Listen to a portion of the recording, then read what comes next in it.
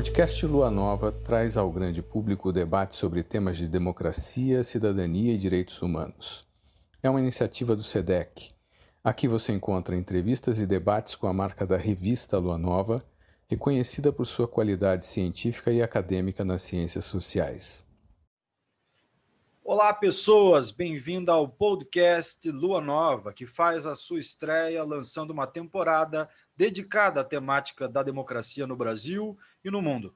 Afinal, por que a democracia contemporânea está em crise? Eu sou Lucas Batista e neste primeiro episódio conversamos com o pesquisador e professor do Departamento de Ciência Política da USP, Cícero Araújo, que falará um pouco sobre o papel das ciências sociais e da profissionalização deste campo no Brasil em tempos de crise. Cícero, que se graduou em Física pela Unicamp, hoje atua na área de Teoria Política, sendo autor, entre outros, do livro A Forma da República, da Constituição Mista ao Estado, publicado em 2011. Oi, Cícero, tudo bem? Seja bem-vindo ao podcast Lua Nova. Tudo bem? Obrigado, Lucas. Obrigado pelo convite para estar nessa conversa com você. Começo com uma pergunta simples, professor Cícero. O senhor vem de um caminho da física para as ciências sociais, em especial para a teoria política, né? Como que o senhor vê esse caminho do senhor em relação tanto à profissionalização das ciências sociais, quanto ao processo de redemocratização do Brasil, que se confunde com essa sua trajetória? Olha, eu vejo como natural, como todo estudante de graduação, a primeira experiência de graduação sempre, não necessariamente ela é uma opção definitiva, né? E outros colegas como eu já fizeram caminhos semelhantes, vindo de outras áreas para vir para as ciências sociais, né? No meu caso, eu sempre tive interesse pela filosofia e pela teoria política. E quando eu terminei a minha graduação, eu acabei ingressando num curso de pós-graduação de filosofia e, com o tempo, eu acabei terminando na teoria política e num departamento de ciência política. Enfim, é uma trajetória que me parece... Eu vejo mais ou menos como natural, embora a tendência predominante é as pessoas se formarem num curso de graduação e continuarem na mesma área. Não é tão inusual que haja caminhos cruzados. Professor, e em que medida essa escolha das ciências sociais teve relação com o processo de abertura democrática no Brasil, que fez parte da sua trajetória? Olha, boa pergunta. Eu já na graduação, eu me envolvi muito com o movimento estudantil e com a política que acontecia na época. Era uma época de abertura de perspectivas nesse sentido, né? Era uma época em que a política se abria para novos atores e para pessoas que, num outro período, não teriam oportunidade pelo menos para ingressar na atividade política publicamente, como eu acabei tendo, né?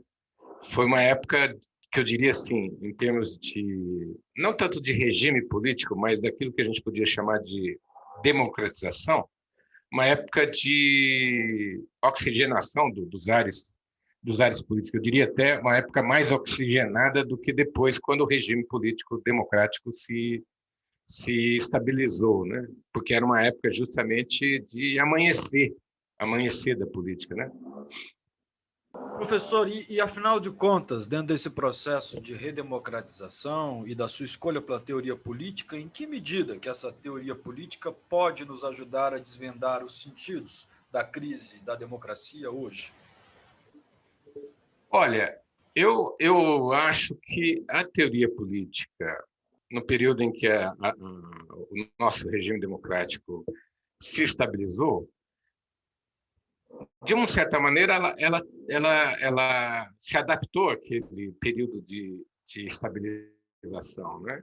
Ela se concentrou em estudar os princípios que estariam, especialmente os princípios morais ou ético-políticos, que estariam informando os regimes democráticos em geral e a democracia no Brasil em particular. E justamente porque ela se concentrou muito no funcionamento normal, foi uma surpresa para todos nós que trabalhávamos nesse sentido, quando ficou bastante perceptível que o nosso regime democrático e as democracias no mundo ocidental estavam passando por um período de perturbação muito sério, de crise, né? E isso obrigou a teoria política um pouco a transbordar as fronteiras que ela própria, em princípio, tinha definido para si. E a teoria política ela tem essa vocação para a interlocução com outras disciplinas, no sentido de aumentar a abrangência da sua reflexão para entender uma crise que tem múltiplas dimensões. Ela não acontece só no plano institucional, mas ela acontece em vários campos da sociedade, na sociedade como um todo, na economia, nos costumes, enfim, na religião, em todos os campos da vida social. É como se todos eles se combinassem para formar no seu conjunto isso que nós estamos chamando de crise da democracia. E a teoria política ela tem essa vocação de não ficar confinada a um campo e observar de um modo mais amplo, de uma visada mais ampla, tentando olhar a floresta, digamos assim. Existe uma tradição antiga que vem de Aristóteles que pensava o seguinte: assim como a filosofia é uma espécie de reflexão, atividade intelectual no campo daquilo que Aristóteles chamava de a ciência especulativa, as ciências especulativas, né? O Aristóteles também dizia que a ciência política era uma ciência arquitetônica, porque ela tinha mais ou menos o papel que a filosofia tem no campo do especulativo para a esfera prática da vida humana. Então, eu acho que a teoria política hoje ela tem um pouco essa sintonia com essa ideia, né? Da visão arquitetônica dos acontecimentos da vida social incidindo na política. E nesta arquitetura da política, professor, o senhor destacaria algo que é específico do nosso mundo contemporâneo, para finalizar?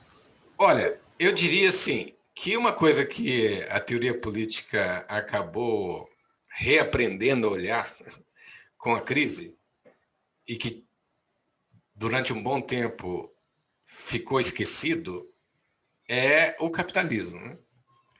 Aliás, a atenção vem sendo chamada desde a eclosão da crise financeira de 2008, que, afinal de contas, está informando a crise política posteriormente, né? A crise financeira foi uma espécie de um abalo sísmico na sociedade, mas um abalo que foi como um estampido de um tiro de uma arma com silencioso, né?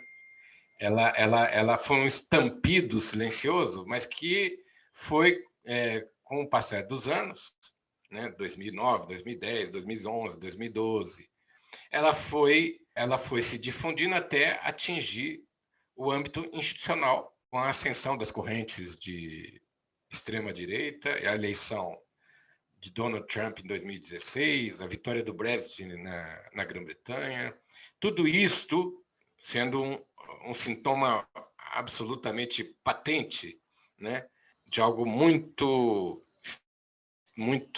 diferente estava acontecendo com as nossas democracias. Eu diria, então, que um elemento importante, um dado importante novo que aconteceu na teoria política é ela prestar atenção no capitalismo e tentar revisar, digamos assim, a reflexão que existia já antes, né, do problema da relação tensa que existe entre democracia e capitalismo.